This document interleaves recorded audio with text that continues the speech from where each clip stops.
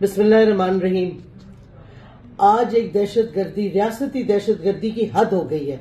इस्लामाबाद में खान साहब पहुंचे, जुडिशल कॉम्प्लेक्स, बेतहाशा शेलिंग और वहां भी तोड़ फोड़, रोक तोड़, सारी पुलिस वाले और जो नामालूम अफराद हैं वो पहुंच के रियासती दहशतगर्दी कर रहे हैं जुडिशल कॉम्प्लेक्स की तरफ। इधर इस्लामाबाद में रियासती दहशतगर्दी जो आईजी इस्लामाबाद ने की है, शर्मनाक है कि घर के गेट तोड़े खान साहब के जमान पार्क में, अंदर घुसे हथियार उठा के, और मुझे तो कोई खवातीन पुलिस नहीं नजर आई, लेकिन जिस तरीके से ये घुसे हैं जैसे कोई हिंदुस्तान की पुलिस घुसती है ऑक्यूपाइड कश्मीर के अंदर, कश्मीरियों के घरों में।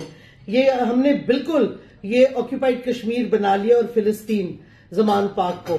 और आईजी पुलिस फिर प्रेस कॉन्फ्रेंस में झूठ पे झूठ पे झूठ। शर्मनाक आदमी है, इसको शर्म नहीं आती। अपनी पूरी पुलिस फोर्स को ये बदनाम कर रहा है और ऐसे झूठ बोल रहा है जबकि ये असल रियासती दहशतगर्द है आईजी पुलिस।